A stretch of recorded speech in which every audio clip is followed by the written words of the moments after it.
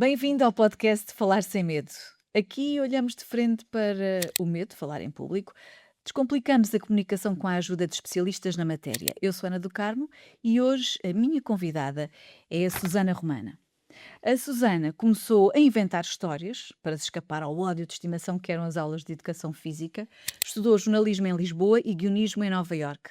Começou como autora associada das produções fictícias, escreveu para o Inimigo Público, foi fundadora do Canal Q, passou pela cadeira até de diretora criativa e atualmente é consultora de conteúdos. É guionista do 5 para a meia-noite, faz parte das manhãs da M80, com a rubrica Macaquinhos no Sótão, e é também autora do livro infantil A Fada do Nada. Anda de mão dada com a ironia e tem sempre um comentário certeiro pronto a disparar.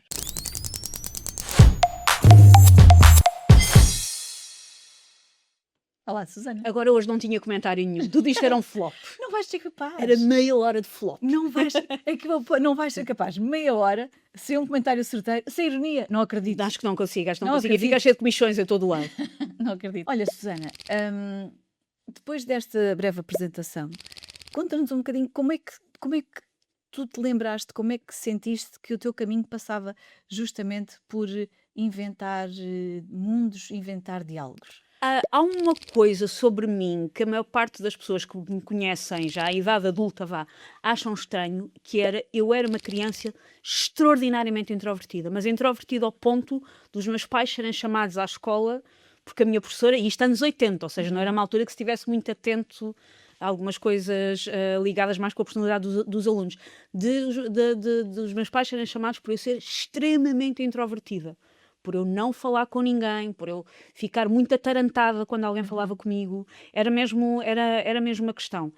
E eu acho que isso foi passando gradualmente, e eu costumo dizer que hoje em dia sou mais do que extrovertida, sou uma introvertida funcional, eu aprendi a funcionar com isto. Mas eu acho que o caminho para deixar de ser tão introvertida e pelo caminho para me deixar de sentir tão julgada numa conversa com alguém, Certo. foi quando eu percebi o enorme poder que é fazer as pessoas rirem. Como isso desmonta logo um bocadinho a situação, como isso cria logo ali algum elo de ligação entre as pessoas, e eu acho que foi quando eu gradualmente comecei a perceber. Eu sempre tive algum jeito, passa a modéstia, para escrever. Sempre foi aquilo que eu mais gostava de fazer, desde sempre, na escola. Sempre foram as Jeito. composições. Não é bem jeito. É talento, Susana. Eu trabalho com muita gente, por isso trabalho com muita gente que eu acho que me põe no lugar, porque eu trabalho com muita gente muito talentosa. Por isso eu sempre gostei muito de escrever. E quando eu comecei a perceber que eu tinha alguma rapidez de raciocínio para inventar coisas na hora, e quando eu comecei a perceber o poder que vem de trás de tu fazeres alguém rir, e eu no currículo tenho essa boa casal de educação física, que é obviamente uma piadola, mas não deixa de ser verdade, porque eu não tenho jeito nenhum para a educação física, continuo a não ter até aos dias de hoje. Se tu tentar jogar raquetes comigo, a bola passa ao meu lado e passado 20 segundos eu tenho a reação. Provavelmente atiras uma raquete. Pá, sim, e corro na direção oposta. Eu não tenho mesmo jeito. E nas aulas de educação física, pronto, depois é isso, eu era a pessoa que ninguém queria ter na equipa. Eras a última, Susana. Era a última das últimas, não, as pessoas mais depressa escolhiam a Dona Itelvina do bar para se vir juntar do que eu não tinha mesmo jeito. E foi quando eu comecei a perceber que aquele terror que era aquelas aulas de educação física e o terror que era eu sentir que naquele contexto ninguém gostava de mim propriamente, pronto, eu não tinha jeito. Quando eu comecei a perceber que as piadas tornavam aquele momento mais fácil, que as piadas tornavam com que as pessoas ele não tem muito jeito, mas manda umas bocas, isso foi muito libertador na altura e isso ajudou bastante. Estávamos aqui a falar do humor. Andam aqui as duas coisas de mão dada, no teu caso sim, não é? Contar histórias e contar histórias com graça. No meu caso, sim, eu acho que o que é mais importante em contar uma história é que ela seja relacionável. Para mim, a melhor coisa possível que me pode acontecer com uma coisa que eu escrevo, que eu faço, que eu entrego a alguém, é as pessoas dizerem-me algo do género: eu já tinha sentido isto, mas não sabia pôr por palavras. Essa é a melhor sensação possível. E isso pode não ser necessariamente humor. Sim. Ou seja, para mim o que é interessante em contar histórias é o lado relacionável, é o lado de provavelmente outras pessoas já passaram por isto, já sentiram isto, é esse lado quase de comunhão, de afinal se calhar estamos todos mais juntos no mesmo barco do que parece à primeira, é isso que me interessa. Eu acho que o humor é muito eficaz para isso, mas não tem que ser com o humor, se isso não é aquilo que interessa à pessoa. O que estavas a falar acerca das histórias, e é um facto, nós ficamos muito mais atentos, conseguimos criar Sim, ligação muito mais facilmente com uma pessoa que nos conta uma história sim, que de alguma forma nos interessa, do que só começares a falar com alguém vindo do nada. sim. As histórias têm este poder de ligar, não As é? histórias têm o poder de ligar, e às vezes o que eu sinto é que mais do que a história em si, é muito a maneira como tu a contas. Eu costumo dar este exemplo. Eu durante muitos anos fiz uma coisa que se chamava Couchsurfing. Hum, Isto é pré a explosão do turismo em Portugal, pré-Airbnbs, isso tudo, em que era um site em que tu basicamente, para viajar, ias para a casa de outras pessoas à borla. Só ficavas no sofá da casa dessas pessoas. E eu fiz couchsurfing noutros países e recebi muita gente, muitos muitos couchsurfers. couchsurfers em Lisboa. Foi assim, aliás, conheci o meu marido, mas ele é português, o que foi pouco interessante. Não era esse o meu objetivo, era conhecer o estrangeiro, conhecer um português.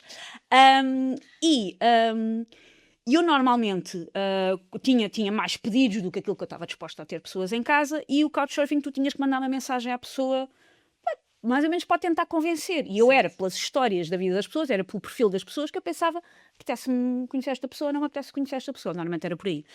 E eu lembro-me de ter acolhido em minha casa um rapaz que era americano, que trabalhava para os Médicos Sem Fronteiras, Uhum. que estava em África. Eu já não me lembro do país, mas eu lembro-me que ele tinha estado num país e tinha ido para outro porque tinha fugido. Tinha havido um problema lá entre os locais e os Médicos Sem Fronteiras. Ele tinha fugido para outro país da África. E eu vejo, tipo, esta pessoa é fascinante. Ele era muito chato.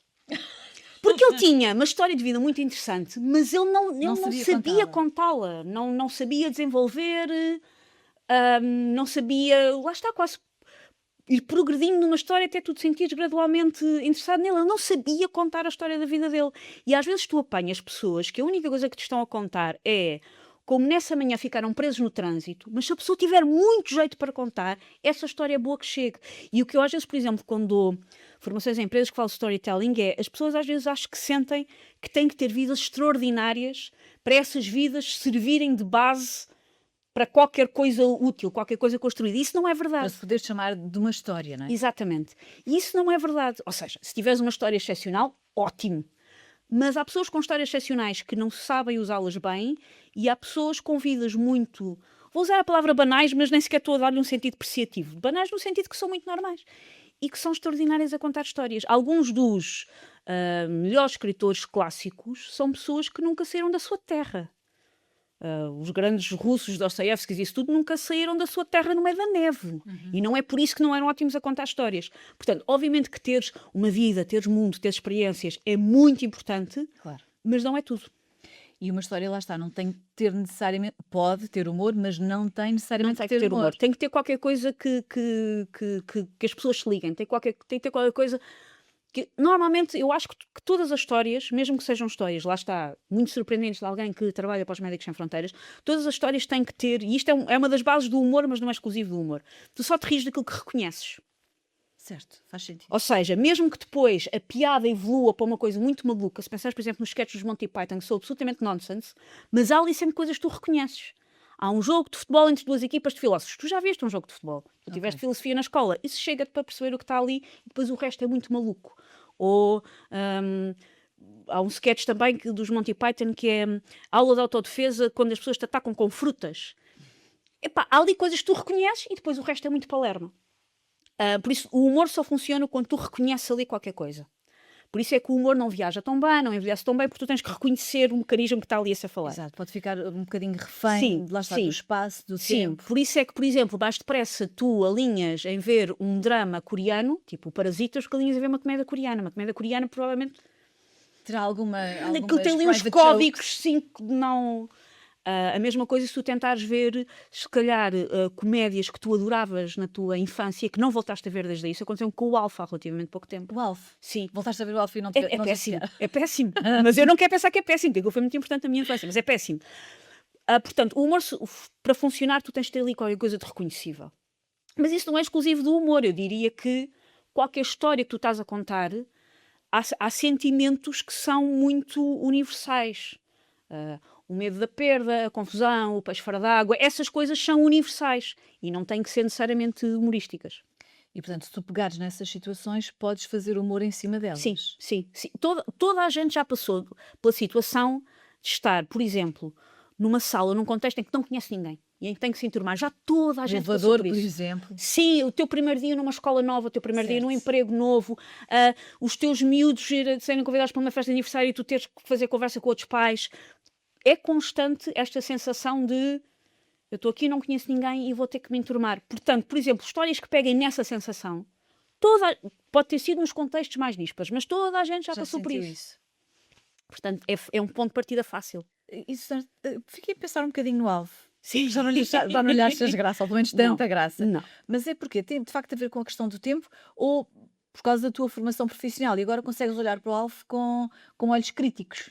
Sim, a segunda parte contribui certamente, de não a perceber como é que funciona um guião é ao mesmo tempo uma benesse e uma tortura quando se está a ver séries, quando se está a ver filmes.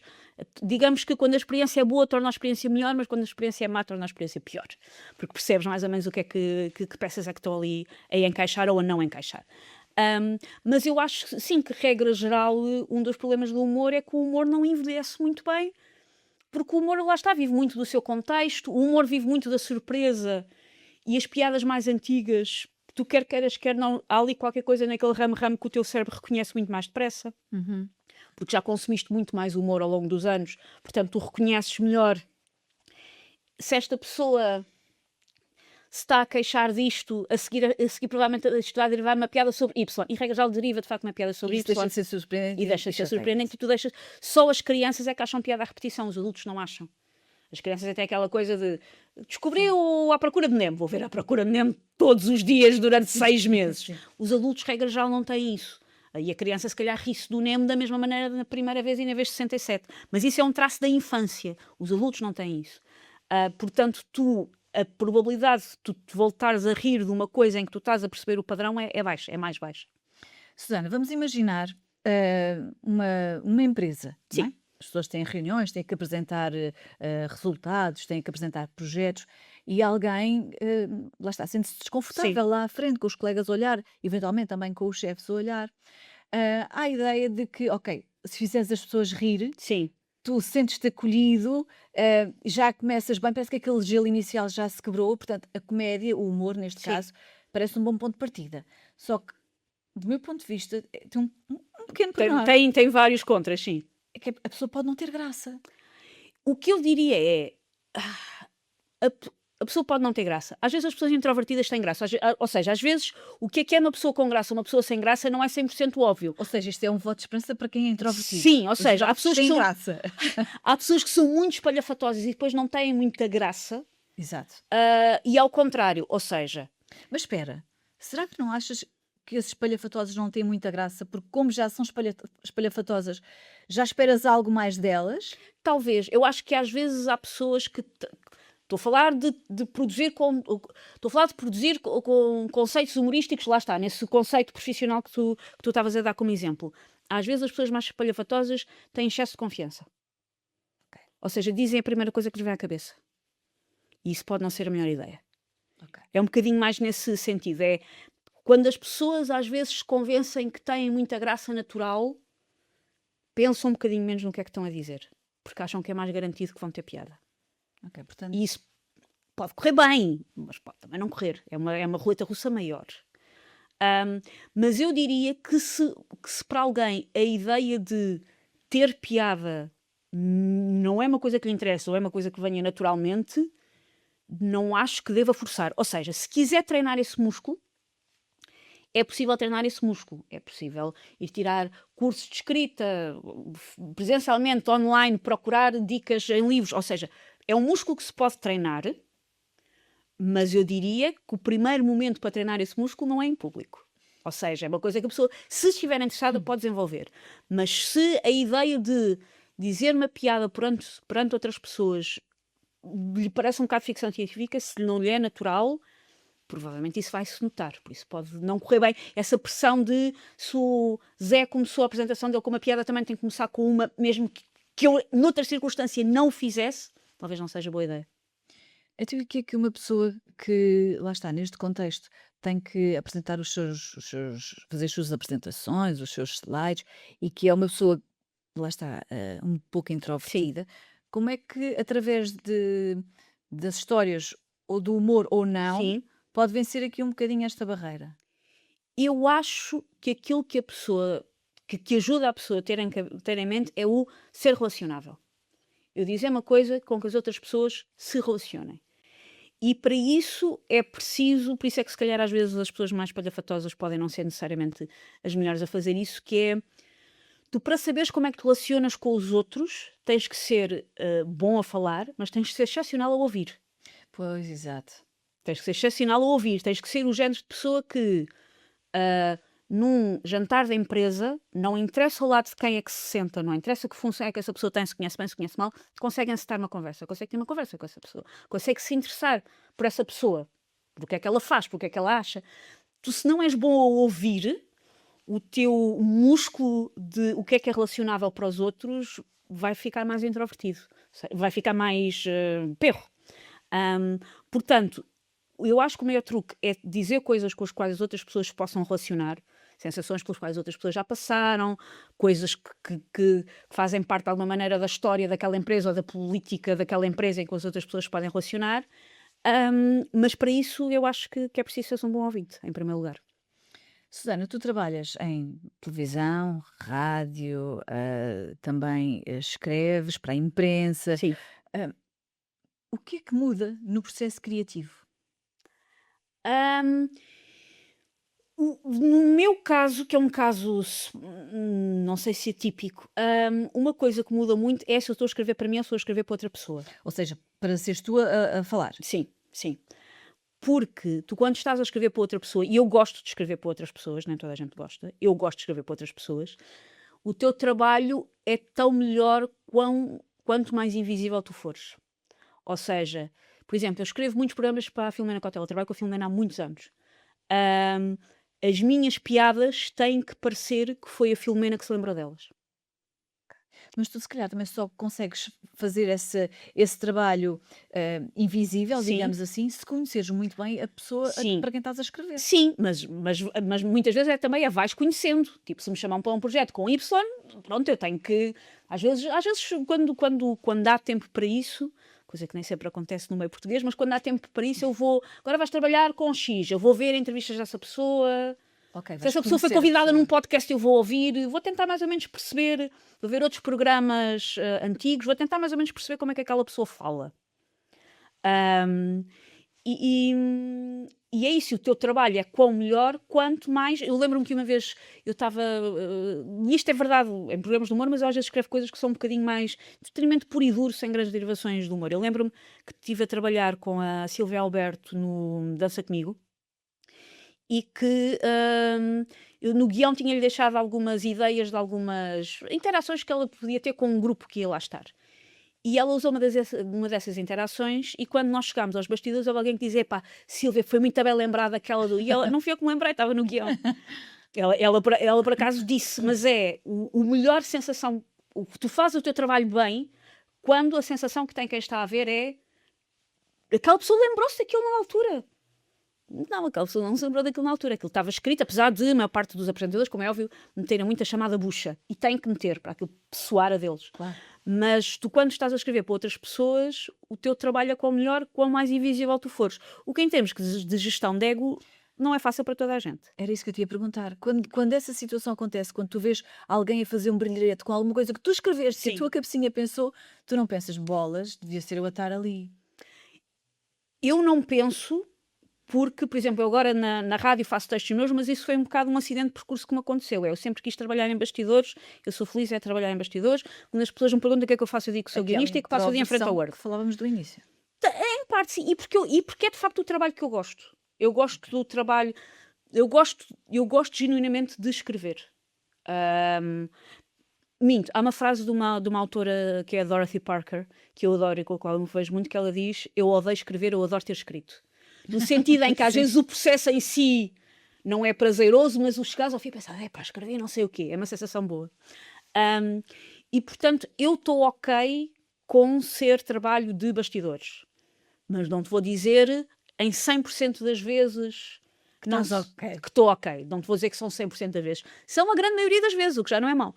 Mas sim, faz parte, e eu já trabalhei com pessoas, com outros guionistas, que não lidam bem com essa parte. E se não lidas bem com essa parte, isso vai ser um problema. Pois, exato, se não lidas bem com isso, se Sim. estás na profissão errada, não é? Sim, sim. Mas por outro lado, ainda bem que há pessoas que te dão o crédito daquilo que tu escreves. e Ah, para sim, seres sim, eu elas a tenho dizer. muita sorte com os apresentadores com que trabalho. Tenho muita sorte com os apresentadores com que trabalho mesmo. Portanto, isso também ajuda a que eu não sinta que... Não me sinto... Pela primeira palavra que vai à cabeça foi explorada, no sentido em que não sinto Sim, que sim. aquelas pessoas vão ficar com... Sinto que são pessoas... É assim, mas obviamente que para quem está a ver televisão... Está a ver Pois não televisão, não sabem, tem que estar a saber que depois há na ficha técnica. Mas dentro do meio, eu normalmente trabalho com pessoas que são muito generosas nesse sentido. Quando sentas para escrever, qual é o primeiro passo? Já percebemos que vais estudar as pessoas para quem escreves, mas qual é o primeiro passo? É uma ideia? É criar uma personagem? É olhar para a data de entrega? As datas de entrega em Portugal são terríveis, mas terríveis mesmo. São para ontem. Sim, eu posso dar um exemplo. Eu não era a única guionista deste projeto, nós éramos 5, mas foi uma série de televisão para um canal que foram 2 temporadas de 12 episódios cada uma, em que não havia aquilo que nós no meio chamamos a Bíblia. A Bíblia é um documento em que tu tens que história é que vai ter aquela temporada, quais é que são os personagens, qual é que é a biografia desses personagens. Isso chama-se a Bíblia. É tipo um pré-documento, que é tipo uma É a caixa base. negra do avião. É tipo, Ok. isto é o que é. Era um projeto que não tinha a Bíblia feita e que precisávamos de 2 temporadas, 12 episódios, não havia Bíblia, não havia personagens, não havia nada. Nós tivemos mês e meio. Portanto, quando eu digo que os prazos em Portugal são loucos, são mesmo loucos. Eu acho que não deve haver mais país nenhum em que os prazos para fazer televisão sejam os prazos que há em Portugal. Mas e depois os guionistas entregam o trabalho? Tem pioras. Temos que... Vês? Também não Temos deve haver guionistas destes no resto do país. Já me disseram isso, houve pessoas a dizer isso, que os guionistas em Portugal, como estão habituados a trabalhar muito depressa, depois trabalham anormalmente depressa lá. Isto tudo para dizer o quê? Perdi-me. Eu te perguntei-te qual é o primeiro passo. Portanto, o primeiro passo é pânico de um prazo de entrega que é ontem. Isso é a primeira coisa. Eu normalmente tento começar a escrever logo qualquer coisa, porque o que mete mais angústia são páginas em branco. Pois, o terror do escritor, não é? Aquela folha em branco. Pronto. E os computadores têm uma coisa muito gira que é apagar. Portanto, se tudo o que tu escreveste estava uma porcaria, tu depois apagas. Portanto, a minha primeira coisa, eu tenho que começar logo a escrever logo. Uma ideia de estrutura que eu depois até posso abandonar. Por exemplo, este fim de semana estive a trabalhar numa coisa que sexta-feira desenvolvi uma estrutura, da qual não usei nada depois quando comecei a escrever, mas quando comecei a escrever já fui com a confiança de eu já tive um bocado a pensar nisto.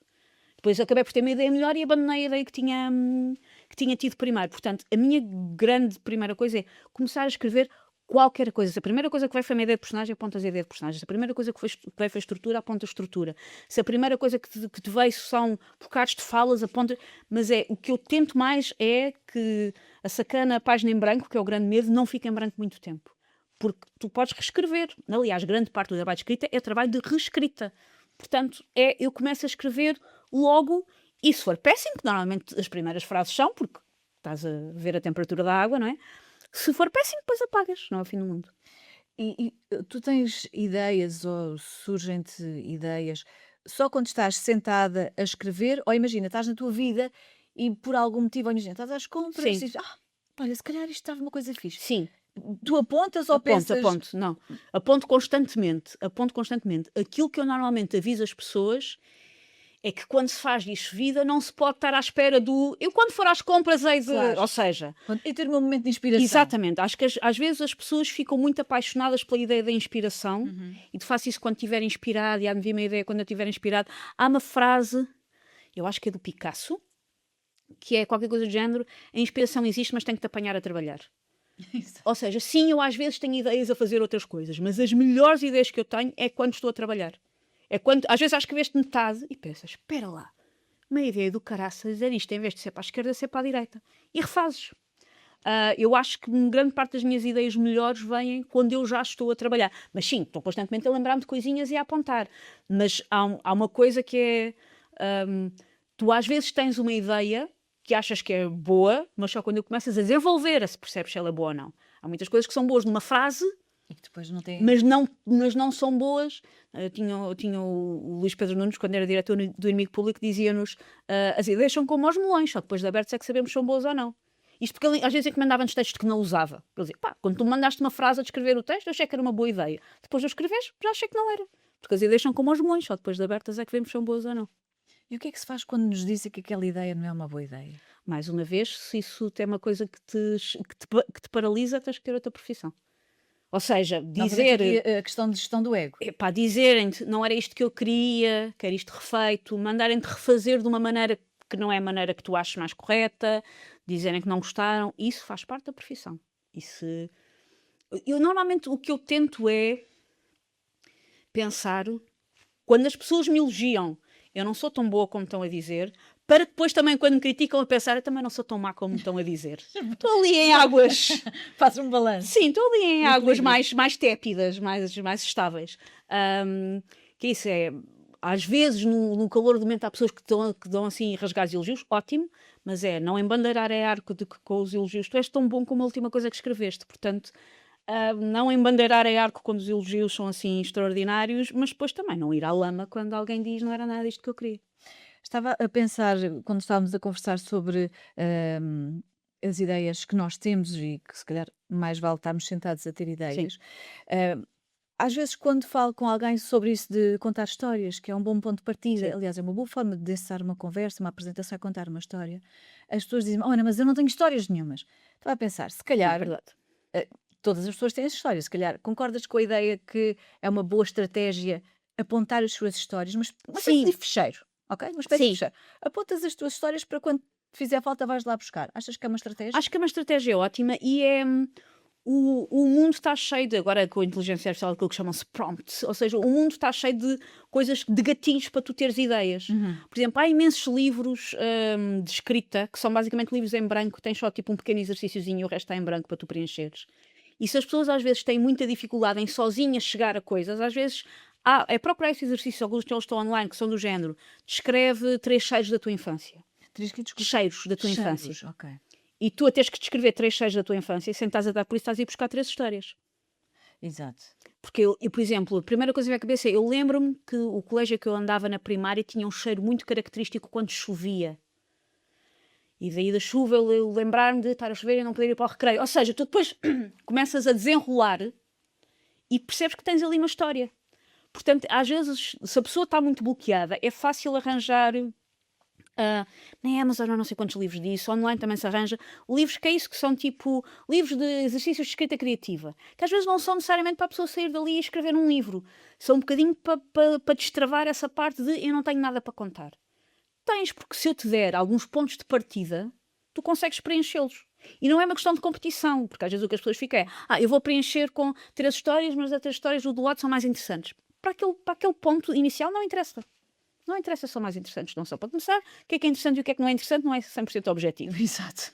E depois, como nós dizíamos há pouco, grande parte do truque está na maneira como tu contas. Portanto, não tem que necessariamente ter sido uma história absolutamente excepcional. Tu quando começas a escrever um guião, tens alguma estrutura já pensada? Ou seja, tens uma espécie de ritual, que é fazes A, B, C. Depende de que é o guião, porque eu escrevo coisas muito diferentes umas das outras. Ahm, a mim dá-me jeito de começar por fazer a estrutura, mesmo que depois lá está, eu acabo por abandonar essa estrutura, porque quando começo a escrever percebo que não é o que sirva melhor. Eu dá-me jeito de perceber como é que começo e como é que acabo. Angustia muito estar a escrever uma coisa para a qual eu não tenho uma ideia de final. Ou seja, Depois posso mudar, mas eu sei que estou a escrever e que tenho uma ideia de como é que aquilo acaba. os teus primeiros passos é definir onde começas e onde queres terminar. Sim, sim. Mesmo que isso depois mude. Ok. Às vezes acontece mudar. Mas qualquer caminho é mais fácil de fazer se tu souberes qual é que é o destino. Portanto, toma as opções mais inteligentes a escolher um caminho se souberes qual é que é o destino. Portanto, eu acho sempre que isso ajuda. E como a parte que eu gosto, não sei se é a parte que eu gosto menos, mas a parte que é mais cinzenta daquilo que eu faço é a estrutura, eu prefiro despachar a estrutura e a seguir vamos brincar. Depois a taxa de areia e a seguir vais brincar. Susana, se tu não fosses guionista, O que é que tu gostavas de ser? Isso é uma pergunta muito difícil de responder, porque eu faço aquilo que sempre quis fazer. Portanto, eu nunca tive propriamente um plano B. Eu nunca tive propriamente outra coisa que eu quisesse fazer e outra coisa que eu tenha pensado seriamente em fazer.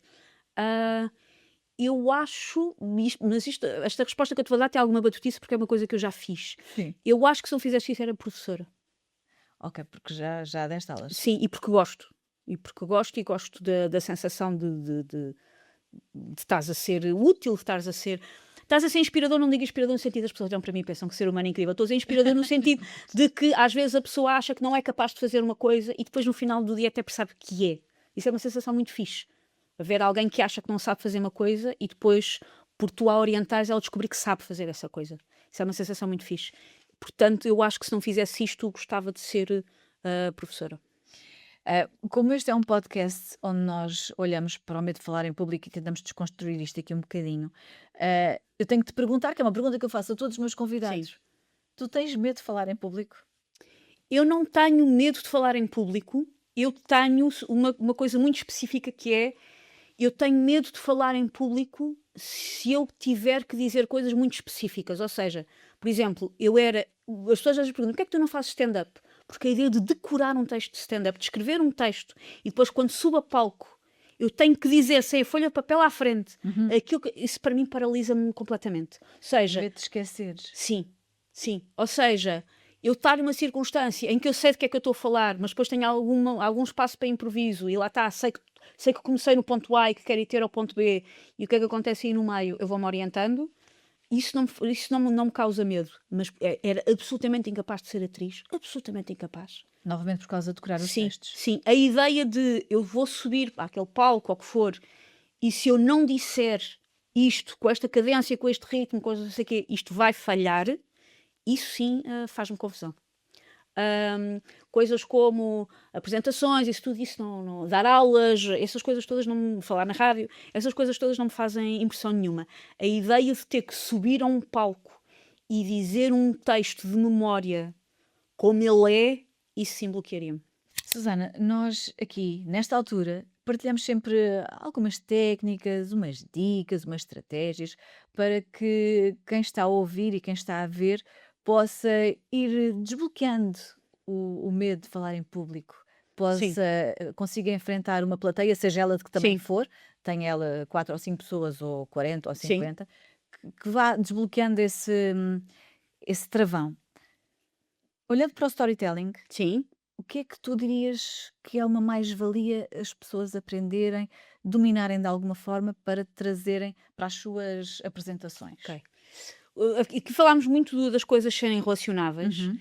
e, e num primeiríssimo momento do medo de falar em público, eu diria há poucas coisas mais relacionáveis do que ter medo de falar em público. É uma coisa muito comum, é um receio muito, muito, muito comum.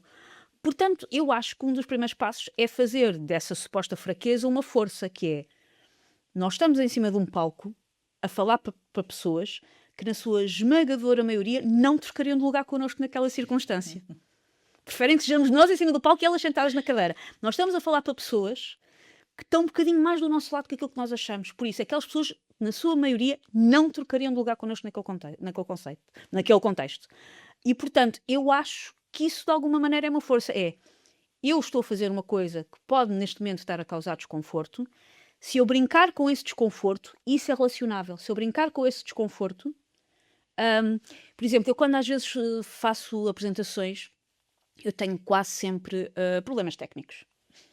Epá, ou o ponteiro que não funciona, é a coisa que foi para a frente, é a coisa que foi para trás. E eu muitas vezes começo por fazer piadas sobre isso, sobre como eu darei o meu melhor, mas do ponto de vista técnico vai haver imensas coisas que vão correr mal.